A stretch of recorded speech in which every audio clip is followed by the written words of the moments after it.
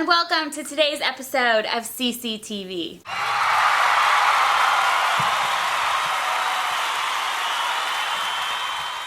Hi guys, Christina Carlyle here, and welcome to CCTV, the place to be if you want to get more happy, healthy, and fit.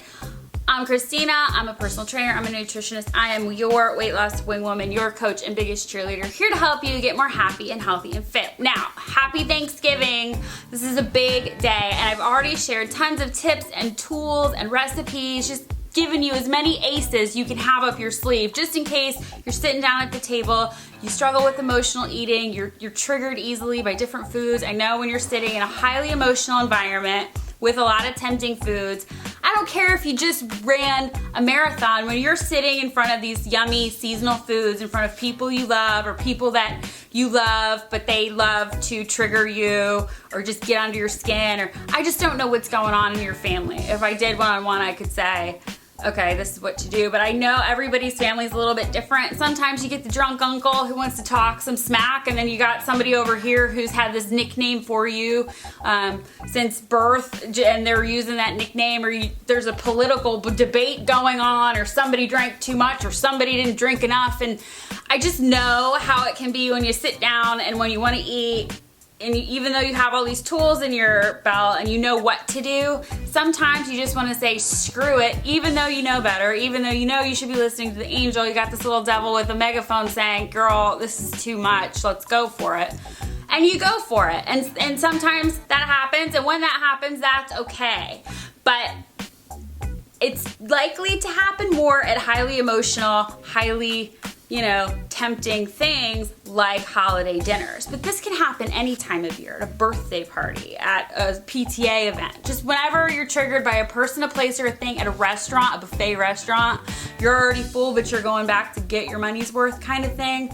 Like I said, I don't know who you are, where you are, what your situation is. I'm just trying to pull in different ideas to kind of get that going off, just in case you struggle with this. And I know a lot of my viewers do, and I know I have, and practice makes perfect. So just in case the devil won out, okay, good. Now we know for the next time, okay, it was this person and it was this food, so now I know, okay, maybe I shouldn't have had that bite when I was that stressed out. But just in case you did, just in case you had a little bit too much, or you went back for seconds or thirds, whether you went over a little bit or you just full on jumped overboard, I'm here to pull you back in, to rein it back so you can get it right and get it tight and hedge any possible weight gain that you could have gained, and kind of reverse or undo any damage that could have been done. So here's the thing, it's completely possible to rack up over 3,500 calories in a day or a meal. There are 3,500 calories in 1 pound of fat. So I'm not sure, did you eat enough to actually gain a pound? I don't know. But even if you're stepping on the scale and you're seeing that that number went up maybe 3, 4, 5, can go up as much as 10 plus pounds, that's all water and waste weight. So what we need to do are 3 easy ways to, 1, get rid of any potential fat gain. Use up all that extra food that's now in your body waiting to be burned. And 2, we need to help your body kind of like flush everything, get rid of that waste and water. That's what today's episode is all about. So the first thing you want to do is exercise. You can, if you know that you're going to be in a tempting situation, earn it. So this is where you would work out beforehand. If you're working out before kind of like a tempting kind of dinner sort of day, you would want to do a combination of cardio and weight training. I recommend doing half an hour of each. Half an hour of cardio, half an hour of weight training. You want to start with your warm-up, go to your weights, finish with your half an hour of cardio, cool down, stretch out, you're done. Go and then follow the rest of the tips from how to be that girl and lose weight this holiday season, how to eat, how to do your bite rallies and all that. If, however, you went overboard, then you want to focus on cardio. Now, a lot of people are going to be like, well, weight training, muscle burns, calories at rest. Like, shh, like, let mama talk, okay? Because I know I get a lot of comments, and it's so hurtful to me. To be honest with you, I don't make videos and say stuff unless I know that I know that I know that it's true. So if you don't understand something yet, ask me about it, but just don't tell me what a freaking terrorist I am. Like, really? Really? I might suggest stuff, but if you don't want to do something, don't do it. If you don't like me, that's cool. I'm okay with that, but I know what I'm talking about. Just putting that out there. So anyway, so you have all this stuff floating around your system, all this stuff waiting to be burned, and you gotta burn it, which is why we're kind of like skipping the weight training. We're gonna get really into some cardio and burn it all off. We wanna start using that food as fuel before it turns into fat. The cardio is also gonna help you sweat, and it has to be sweaty cardio, by the way. Now, the sweat is actually gonna help you lose water weight. So if you're already physically active, let's say you're already working out half an hour, 45 minutes a day, during your cardio sessions, I would recommend tagging on an additional 15 minutes for at least a day or 2 or 3, just to kind of make up for going over what you ate at your dinner. So for example, if I know that I go overboard and I do about 30 to 45 minutes of cardio, then I go to about an hour, and I know I'm going out beforehand, I'll do a cardio the day before. I'll do my 30-30 split, 30 cardio, 30 weight training split the day of, and then the next day I'll do another hour of cardio, and that works best for me. But I also meticulously know, okay, I need this much and this is how much I can have. I already have my plan in place.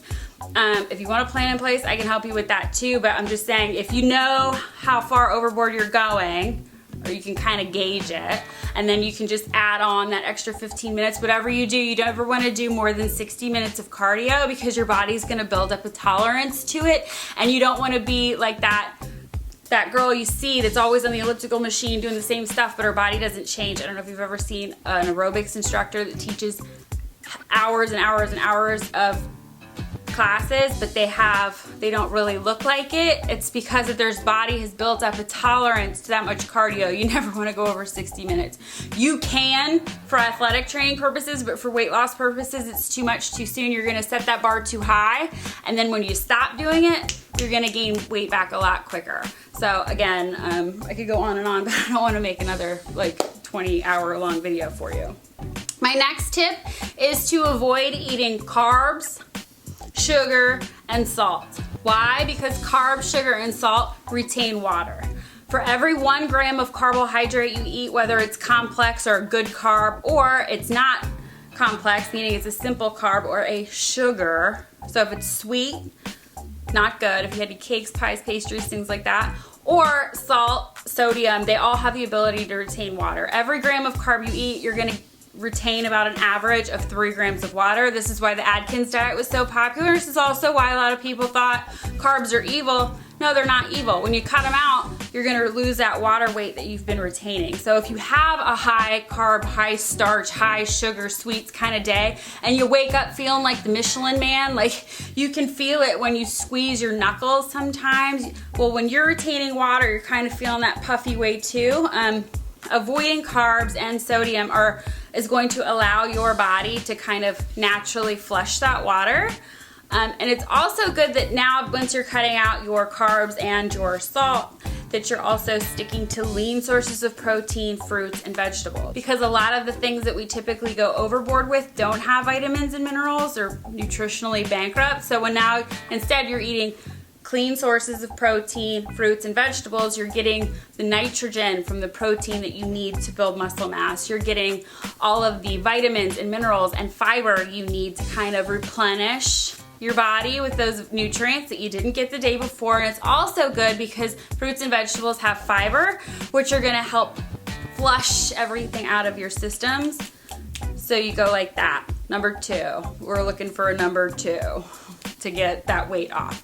And the last tip that I have for you is to drink a ton of water, okay? So you wanna drink water so that you're going to the bathroom every hour and a half to 2 hours. The water is going to help you flush everything that's in your pipes. It's also gonna help you flush the lean proteins that you just had.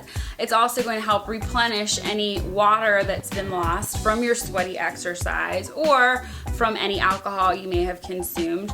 Water is very important. 70% of your body's made of water, and sometimes when you're retaining water, right? When you're eating things like carbs and salt that retain water, that water's coming out of you where you need it the most, and it's going into these other tissues and being used in other ways. And if instead you're drinking a cocktail or an energy drink, you're just drinking to other sources of things that aren't pure water, your body can feel dehydrated. It can make you feel icky. It can cause cravings. It can cause multiple different issues.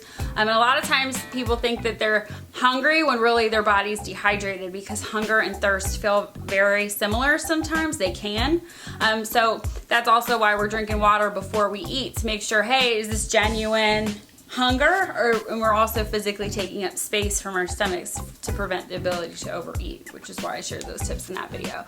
So there you have it. If you're trying to bounce back, you want to stay away from the foods that triggered you to overdo it in the first place, and you want to instead start doing things that are going to help get it out and take off any fat or water or waste that's in your body. So that's why we're doing the exercise. Exercise is going to help you get your calories back on an average level. We're going to be avoiding anything that retains water. And instead of eating carbs and sugars and salts, we're going to be eating lean proteins and vegetables. So they're going to help clean us out faster, help us feel satisfied too while we're at it.